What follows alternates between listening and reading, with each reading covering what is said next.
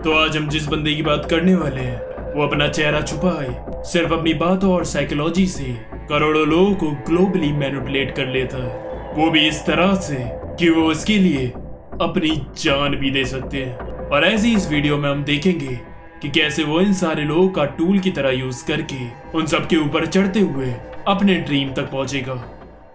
तो आज हम बात करने वाले हैं 20th सेंचुरी बॉयज के फ्रेंड के बारे में।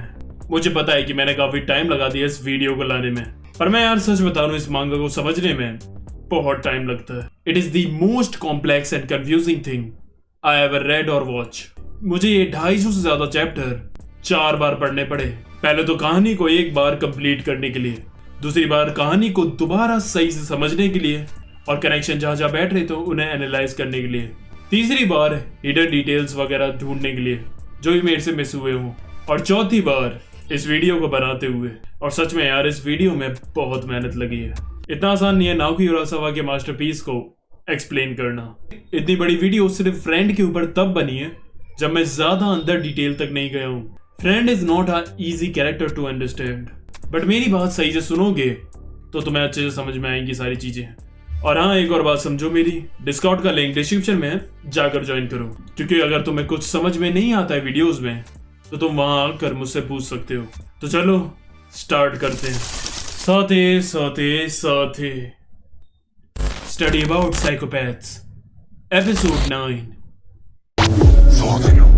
僕の友達。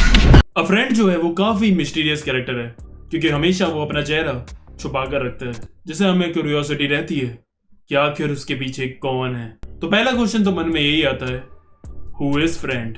दूसरा क्वेश्चन कि फ्रेंड इतने सारे लोगों को मैनिपुलेट कैसे कर रहा है। तीसरा क्वेश्चन कि वो ये सब कर क्यों रहा है। तो पहला क्वेश्चन हु इज फ्रेंड, उसका आंसर तुम्हें आगे मिल ही जाएगा।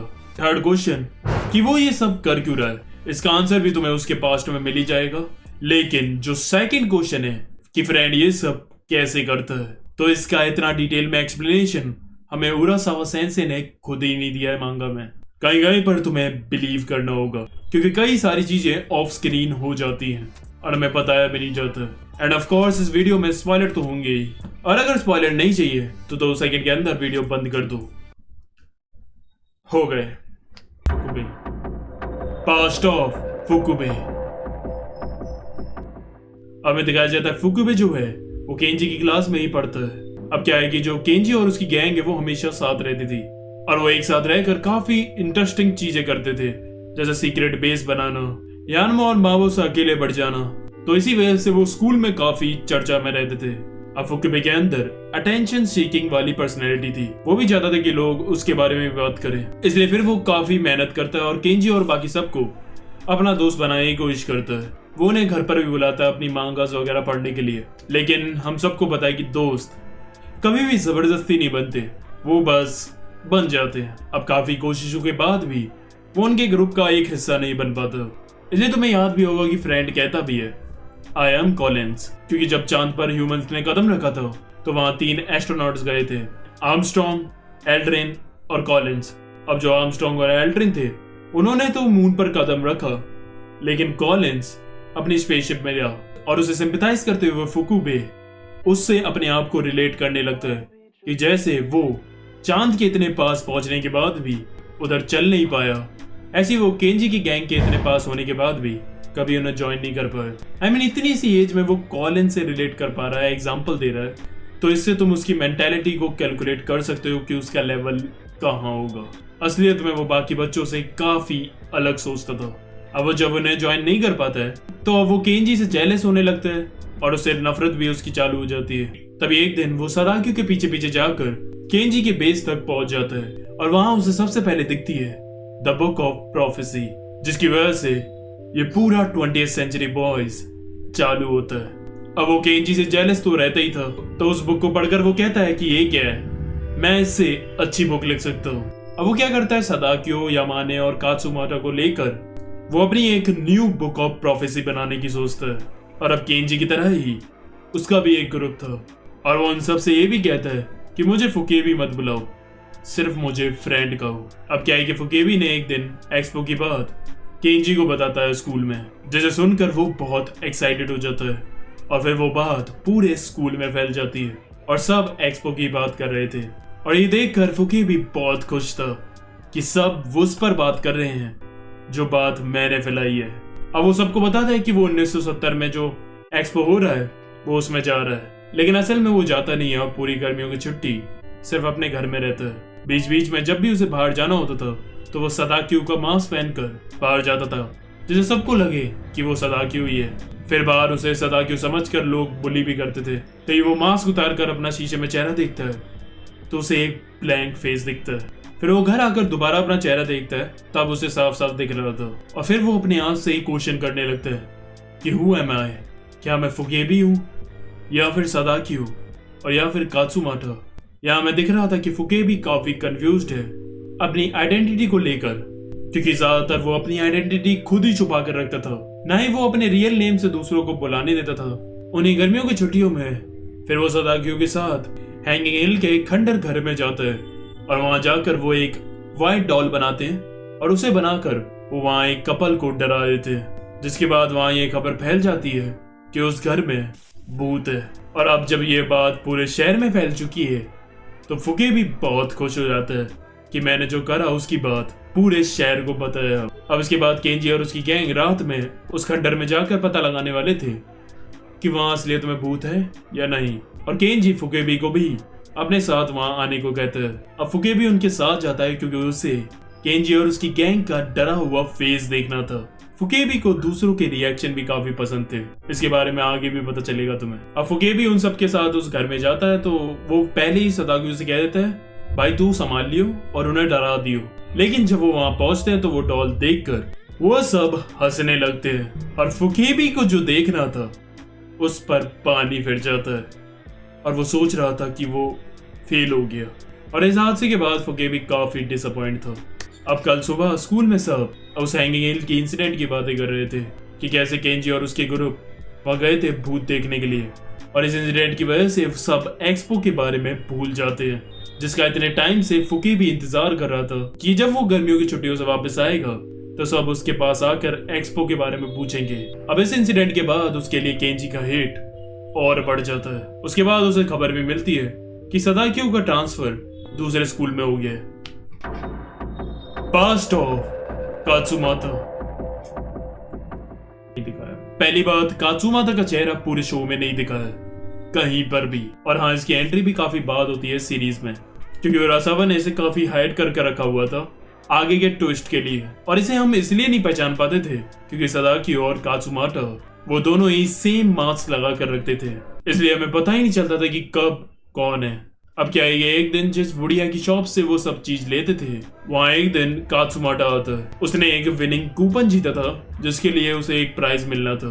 अब क्या है कि दुकान पर कोई नहीं था उस वक्त, इसलिए वो अपना विनिंग कूपन वहीं छोड़ता है और वहां से वो प्राइज जो था एक बैज वो लेकर वहां से चला जाता है। अब क्या है कि वहां उसके पीछे से केंची वहां आता है और दुकान पर कोई नहीं है, इसका फायदा उठाकर तो वो भी एक बैज वहां से चुरा लेता है। और बाद में ये बात बुढ़िया को पता चल जाती है। फिर एक दिन बुढ़िया कात्सुमाटा को उस बैज के साथ देख लेती है और उसे एक्सक्यूज करती है कि उसने ही वो बैज चुराया था, और उसका मास्क उतार कर वो उसके दोस्तों के सामने उसकी बेइज्जती करती है। और अब इसके बाद केंजी उसके लिए एक प्योर इविल कैरेक्टर था, जिसकी वजह से उसके साथ ये सब हुआ और उसकी पूरी जिंदगी वहां से बदल गई। फिर फुकेबी आकर उसे कहता है कि आज तुम इस जगह मर गए हो। यहाँ तक कि वो स्कूल की छत पर जाकर सुसाइड करने की भी कोशिश करता है, लेकिन तभी एक गाना स्कूल में बजता है 20th सेंचुरी बॉयज का, जो सीरीज की स्टार्टिंग में बजाया जाता है, और वो असलियत में केंजी ने बजाया था रिसेस के टाइम पर। और सिर्फ इस गाने की वजह से, या फिर हम कह सकते हैं केंजी की वजह से, कात्सुमाटा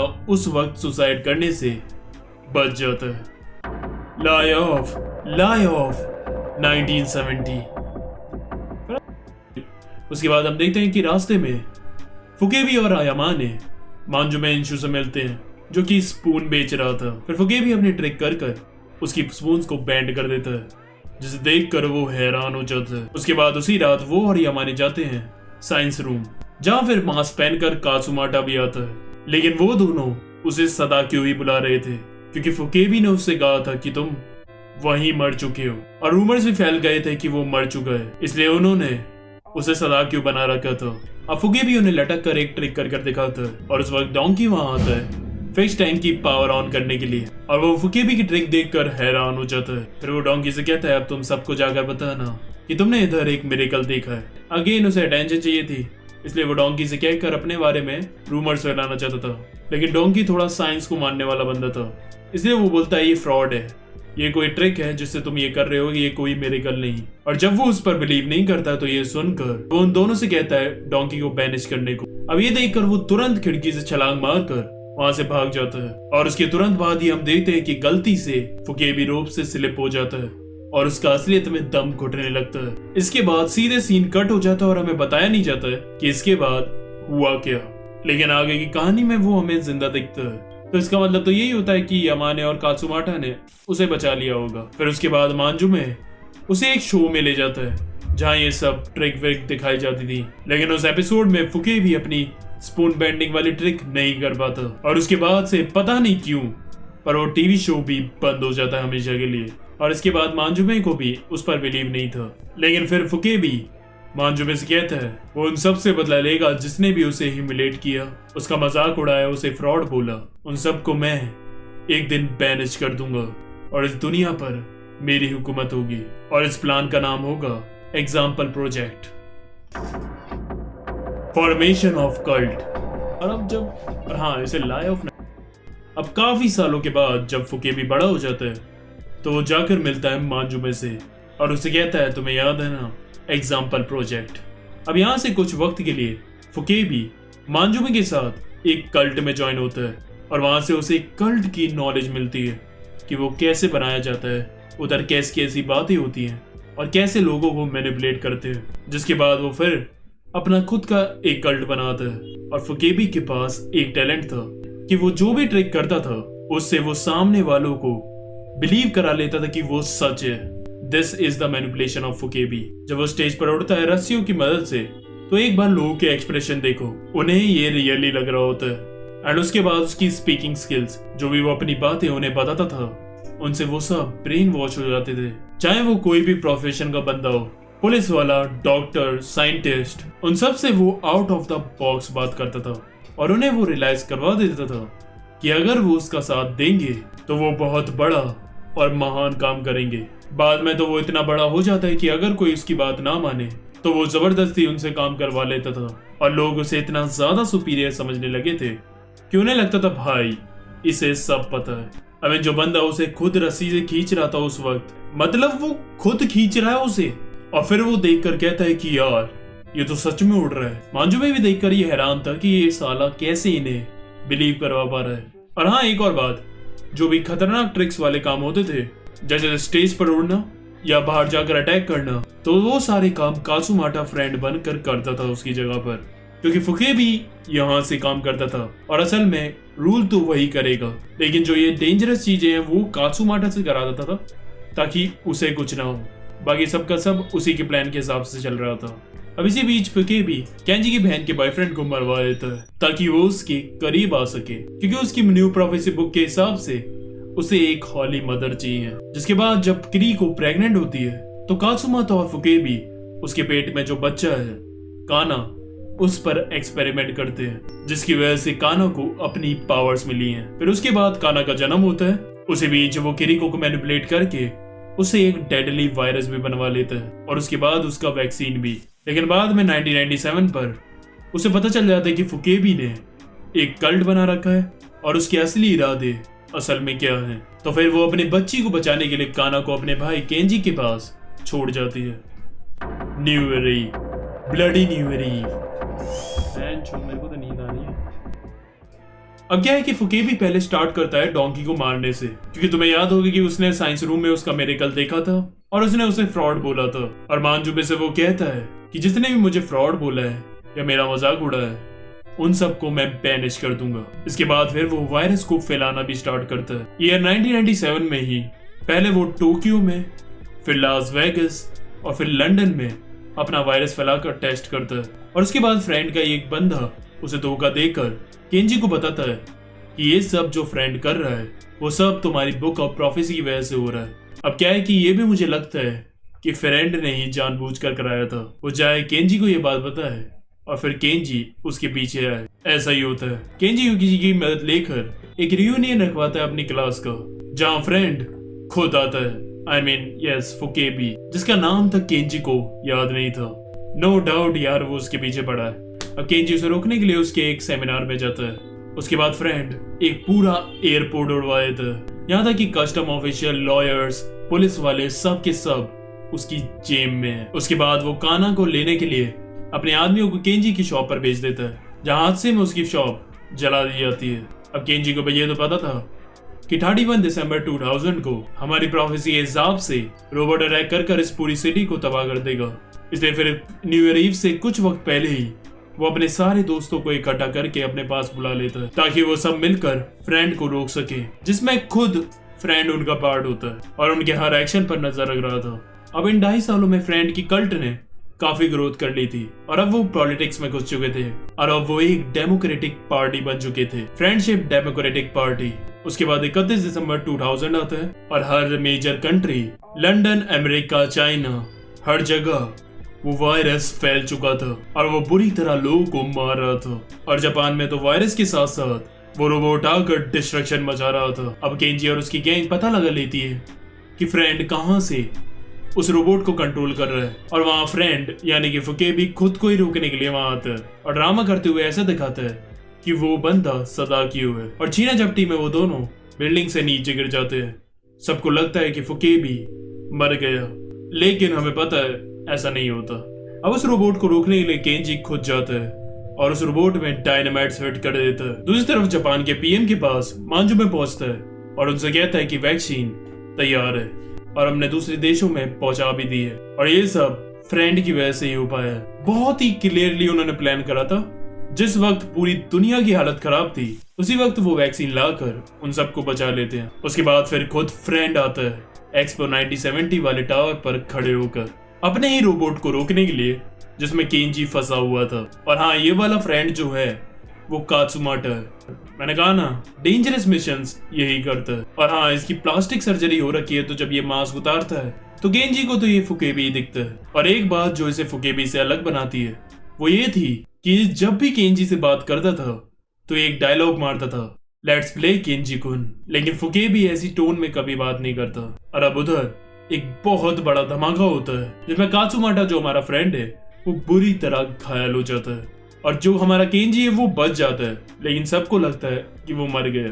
अब इस प्लान के हिसाब से उसने केंजी की गैंग को ऐसे पोर्ट्रे करा कि जैसे उन्होंने ये सारा डिस्ट्रक्शन मचाया था और दूसरी तरफ हमारे फ्रेंड ने जान दांव पर लगाकर सबको बचाया और ये फुकेबी का प्लान पूरा एग्जीक्यूट होता है। और फिर फ्रेंडशिप पार्टी को यूएन बुलाकर ऑनर भी दिया जाता है कि उन्होंने दुनिया को बचाया। वीडियो अच्छी लग रही हो तो लाइक करना मत भूलना और शेयर करना भी। डिस्क्रिप्शन में मेरे सोशल मीडिया के लिंक है, जाकर ज्वाइन करो। The end of first friend, the end. अब देखो, इसके बाद सीधा टाइम स्किप होता है। हम जाते हैं सीधा 2014 में और जो कारनामा है उसे ब्लडी न्यू ईयर ईव में करा था, उसकी वजह से वो आज दुनिया वालों के लिए एक मसीहा है। और अब फ्रेंड एक नाम नहीं है या एक पार्टी नहीं है, वो एक ब्रांड है। हर तरफ सिर्फ वही था।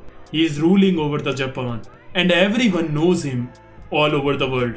अब सब कुछ बढ़िया हो गया था। फुकेबी का लास्ट प्लान था 2015 में मॉडर्न ह्यूमैनिटी को एंड करना और वर्ल्ड प्रेसिडेंट बनना। यही उसका फाइनल स्टेप था। अब क्या होता है कि प्रोफेसी के हिसाब से उसे और यामाने को मिलना होता है अपने स्कूल के साइंस रूम में 1 जनवरी 2015 को, और वहां तभी ओचो भी पहुंच जाता है। उसके बाद वहां फ्रेंड भी आता है, यानी कि अपना फुकेबी। और मैंने तुम्हें ऊपर बताया था कि फुकेबी को रिएक्शन बहुत पसंद है, इसलिए वो यहाँ पर कहता भी है, someone be shocked, someone scream, run around in terror. फुकेबी love to see the reaction of people. तो ये तो कंफर्म है कि ये असली फुकेबी है, कोई भी डुप्लीकेट नहीं है। अब इधर डॉक्टर यामाने ऐसी चीज करता है जो पूरी सीरीज को पलट कर रख देती है और फिर वो फुकेबी को शूट कर देता है, क्योंकि अब जाकर उसे गिल्ट फील हो रहा था उस वायरस को बनाने का जिससे लाखों लोगों की जान गई थी। लेकिन अभी भी हमें लगता है कि ना, अभी कैसे मर जाएगा फ्रेंड, ये भी इसकी कोई ट्रिक होगी। लेकिन नहीं, जैसा फुकेबी का रिएक्शन था, तो विश्वास ही नहीं हो रहा था कि ये सब कैसे हो रहा है। मैं ऐसे नहीं मर सकता, ऐसा तो लिखा ही नहीं है प्रोफेसी में। ऑलमोस्ट मैं अपने गोल पर पहुंच ही गया था। And then the first friend Fukubei died. I mean Manjome ने भी अच्छे से उसकी बॉडी चेक की थी and it was a real friend. The resurrection of friend. Friend की मरने की खबर पूरी दुनिया को पता चल जाती है और सब के सब बहुत दुखी थे। यहाँ तक कि वो उसके लिए द ग्रेटेस्ट फ्यूनरल लगवाते हैं एक्सपो ग्राउंड पर, जहाँ लाखों लोग आते हैं और वहां पोपे उसके लिए स्पीच देगा। अब क्या है कि उस फ्यूनरल से कुछ दिनों पहले ही यूकिची को फ्रेंड रोडों पर चलता हुआ दिखता है, जो कि एस कात्सुमाटा ही होता है। उसके बाद हम देखते हैं कि योशितोने, काना और कोजुमी और दूसरी तरफ से मांजुमे उस वर्चुअल अट्रैक्शन में आते हैं, ये देखने के लिए कि उस साइंस रूम में असल में उस रात हुआ क्या था। हम देखते हैं कि वहां फुकेबी अपनी ट्रिक दिखा रहा होता है और तभी वहां फ्रेंड आता है, जिसे देखकर सब हैरान हो जाते हैं और फिर वो फुकेबी की टांग खींचकर उसे मारने की कोशिश करता है। मांजुमे उसे रोकने की कोशिश करता है तो वो उसे कहता है दिस इज द ट्रुथ, जिसके बाद वो पूरा वर्चुअल अट्रैक्शन की टाइमलाइन चेंज हो जाती है। फिर हमें दिखाया जाता है फ्रेंड के फ्यूनरल का दिन, जब फ्रेंड की बॉडी वहां कब्र में लेटी हुई थी, जो कि असलियत में कात्सुमाटा था। उसने फुकेबी के साथ अपनी बॉडी चेंज कर ली थी। फिर पोपे की स्पीच के वक्त फ्रेंड खड़ा हो जाता है, जिसे देखकर पूरी दुनिया हैरान हो जाती है और एक मिरेकल मान रही थी। जैसे वो अपने मिरेकल्स अपने स्टेज पर दिखाता था, आज वो लाखों लोगों के सामने स्टेडियम में दिखा रहा है। अब पोपे के एसेसिनेशन के लिए उसने मसाओ को लगा रखा था, लेकिन जैसे ही वो उसे शूट करता है, फ्रेंड बीच में आकर खुद गोली खाकर उसे बचा लेता है। और अगर आप भाई पोपे जैसे आदमी, द ग्रैंड प्रीस्ट, इस पूरे वर्ल्ड का जिस पर सब बिलीव करते हो, उसे बचा लो, वो भी खुद गोली खाकर, तो तुम्हारी रेपुटेशन बहुत ऊपर पहुंच जाएगी।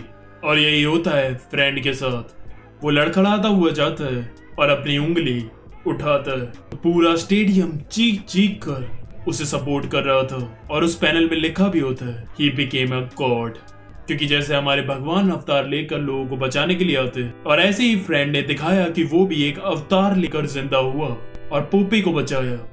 World, the end of the world.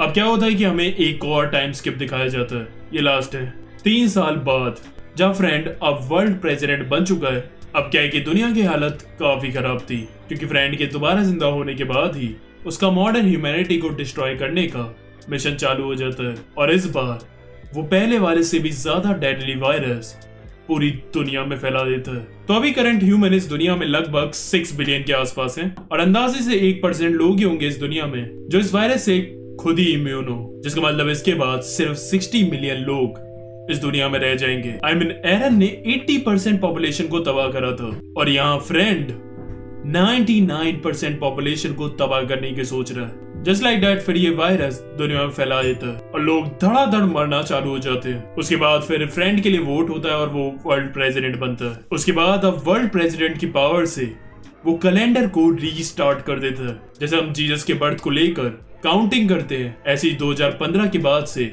अब फ्रेंड ईयर चलते हैं, और अभी करेंटली फ्रेंड ईयर 3 चल रहा है। अब कात्सुमाटा फुकेबी की बुक ऑफ प्रॉफिस के हिसाब से सब कुछ कर रहा था कि एलियंस आएंगे और उन्हें तबाह कर देंगे, और अब उनसे बचने के लिए उन सबको मार्स पर शिफ्ट होना होगा। और यही लास्ट और फाइनल प्रोफेसी थी, और अभी कात्सुमाटा 3 सालों से उसी पर काम कर रहा है। वो कुछ यूएफओस बनवा रहा है जो वो शहरों के ऊपर उड़ाकर उनसे वायरस गिराकर लोगों को मार सके और उन्हें विश्वास दिला सके कि सच में एलियंस आ गए हैं और हमें इनसे बचने के लिए अब मार्स पर शिफ्ट होना होगा। इससे विश्वास करते हुए कई लोग इनके मार्स इम्प्लीकेशन प्रोजेक्ट के लिए अप्लाई भी कर रहे थे। End of all. अब क्या होता है कि जब फुकेबी के बाद कात्सुमाटा फ्रेंड बना तो वो फुकेबी को बहुत अच्छे से इमिटेट कर रहा था, और ये उस पर बचपन से ही टैलेंट था। लेकिन एक बार मांजुमे उसे कहते हुए सुन लेता है कि अगर मेरी जगह फुकेबी होता तो क्या करता। और मांजुमे को भी थोड़ा बहुत तो शक था कि ये असली फ्रेंड नहीं है, लेकिन इसके बाद उसका शक हकीकत में बदल जाता है, और अब वो उस फ्रेंड को मारने का प्लान बनाता है, क्योंकि उसके लिए असली फ्रेंड फुकेबी था। फिर वो काना, उचो और युकीजी की मदद लेता है और उन्हें फ्रेंड के पास जाने में मदद करता है। और वहां से जब काना फ्रेंड से मिलती है तो मैं कंफर्म हो जाता है कि वो फुकेबी नहीं है। फ्रेंड से बात करके काना को ये भी पता चलता है कि उन यूएफओ से बचने की सबसे सेफ जगह एक्सपो ग्राउंड है। और जैसे ही वो वहां से बाहर निकलती है वो एक प्लान बनाती है सबको बचाने का, और वो एक म्यूजिक फेस्टिवल लगवाती है उस एक्सपो ग्राउंड पर और सबको उस ग्राउंड में इकट्ठा करती है। तभी उस यूएफओ वाले प्लान के एक हफ्ते पहले पूरी दुनिया के सामने ब्रॉडकास्ट करते हुए उन्हें सच बताता है कि जो भी सारा ये वायरस फैलाना, जो ये रोबोट से डिस्ट्रक्शन हुआ था ब्लडी न्यू ईयर ईव पे, वो सब कुछ मैंने करा था। ये प्रोफेसी जो मैं बताता था ये सब झूठ थी।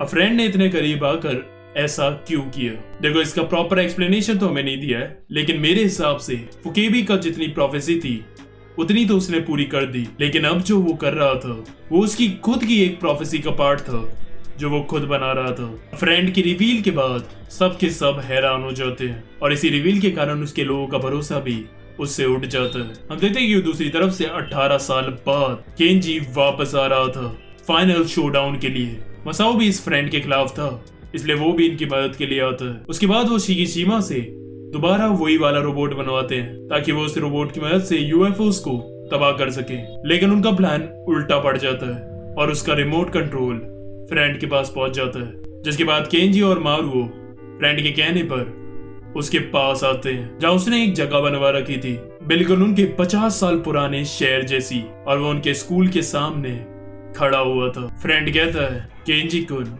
You are the real evil, तुम्हें पता है ना तुम्हारी ही गलती थी। और केंजी कहता है, मुझे याद है मेरी ही गलती थी। वही बैच को चुराने वाली गलती की बात कर रहे हैं जिसके बाद कात्सुमाटा को ह्यूमिलिएशन सहना पड़ा था और फिर वो उससे माफी मांगता है। फ्रेंड कहता है, इसे तुम बहुत इजी कर रहे हो, ये ऐसे खत्म नहीं हो सकता, लेट्स प्ले केंजी कुन। केंजी कहता है, नहीं, इट्स ओवर।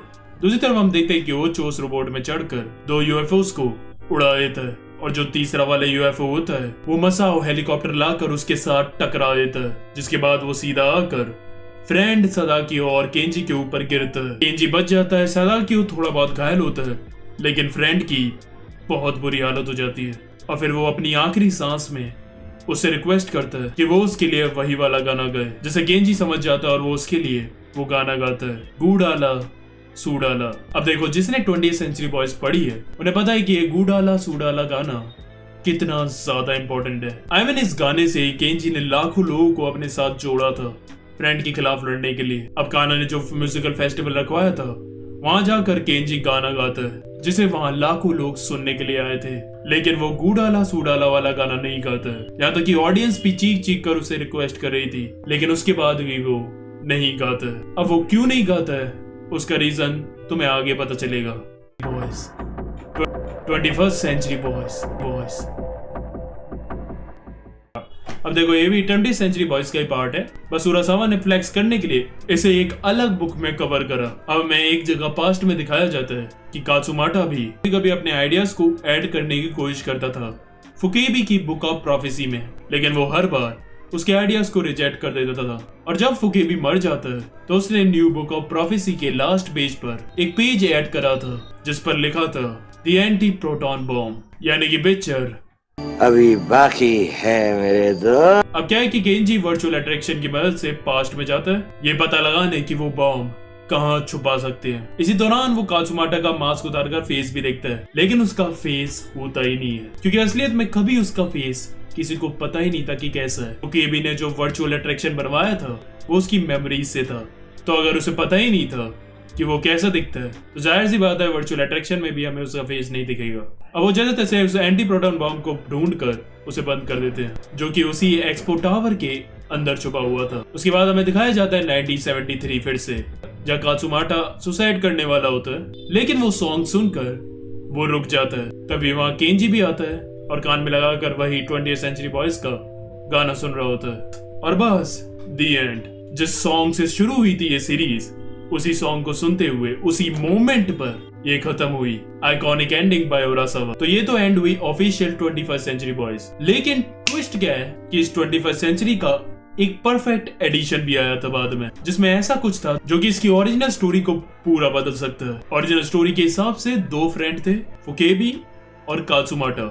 जब फुकेबी 2015 में मरा उस साइंस रूम में। उसके बाद नया फ्रेंड आता है कात्सुमाटा, लेकिन उस परफेक्ट एडिशन के हिसाब से फुकेबी 1971 में जब उसने साइंस रूम में वो हैंगिंग वाली ट्रिक करी थी वो उसी वक्त मर गया था। और उसके बाद असल में कात्सुमाटा ही था जो फुकेबी बनकर जी रहा था, क्योंकि हमें बताया था कि वो इमिटेशन में काफी अच्छा है। और बीच बीच में वो खुद ही कात्सुमाटा भी बन जाता था। इसका मतलब वो 2 पर्सन नहीं थे, वो एक ही पर्सन था। बस वो हमें कंफ्यूज कर रहा था कि फुकेबी जिंदा है, बल्कि असल में फुकेबी तो कब का मर चुका है। और हाँ, हमने इन दोनों को कभी भी एक साथ नहीं देखा बचपन के अलावा। आई मीन सुनने में तो बहुत तगड़ा लग रहा है, लेकिन बैठ नहीं रहा। क्योंकि अगर कात्सुमाटा की एक्टिंग इतनी अच्छी थी तो जब 2015 के बाद ये न्यू फ्रेंड बना तो बाकी लोगों को उस पर शक क्यों हुआ? यहाँ तक कि किरी को, जो कि उसकी पत्नी थी, उसे भी शक हो जाता है कि ये फुकेबी नहीं है। हो सकता है वो सच में वियर्ड एक्टिंग कर रहा हो, ऐसा दिखा रहा हो कि मैं अब कात्सुमाटा हूँ। बाकी तुम बताना कमेंट कर तुम्हें क्या लगता है कौन सा वाला सही है, ओरिजिनल या परफेक्ट एडिशन। और हाँ, इस परफेक्ट एंडिंग के लास्ट चैप्टर में कुछ एक्स्ट्रा पेजेस उरोसावा सेंसे ने ऐड करे थे, जहाँ जब केंजी लेट कर गाना सुन रहा होता है तो कात्सुमाटा फिर से दोबारा आता है उसके पास, और केंजी वहां पर एक गाना बनाने की कोशिश कर रहा था जिसकी लिरिक्स वो ढूंढ नहीं पा रहा था। तो तब कात्सुमाटा उसे आकर कहता है, तुम ये क्यों नहीं ट्राई करते, गू डाला सू डाला। और केंजी को ये पसंद आया था और उसके बाद वो इस पर गाना बनाता। इसका मतलब जिस गाने ने फ्रेंड का डिस्ट्रक्शन करा वो गाना फ्रेंड नहीं लिखा था, और केंजी ने ह्यूमिलेट करा था कात्सुमाटा को, और उसी की वजह से बाद में उसने सुसाइड करने से उसे बचाया। कितना ज्यादा सिमिलर कॉन्सेप्ट है एक एंटेगनिस्ट और प्रोटैगनिस्ट के बीच। और इसीलिए उसने स्टेज पर लाखों लोगों की रिक्वेस्ट करने के बाद भी गू डाला और सू डाला नहीं गाया था, क्योंकि वो असल में फ्रेंड की लाइंस थी। और बस यही फ्रेंड की पूरी स्टोरी खत्म हो जाती है। तो बताओ अगला किस साइकोपैथ को पकड़ूं? और अगर कोई नए टॉपिक या मांगा पर वीडियो चाहिए तो वो भी कमेंट करना। And yes, happy Diwali. देख रहे हो दिवाली के दिन तुम्हारे लिए क्या पटाखा लेकर आया। वैसे इसी सीरीज में पहले एक पटाखा निकाल चुका हूँ, माँ की बात कर रहा हूँ। साली मुर्गा छाप है। आज के लिए बस करते हैं क्योंकि मैं तो बहुत थक गया हूँ यार। आरिगातो।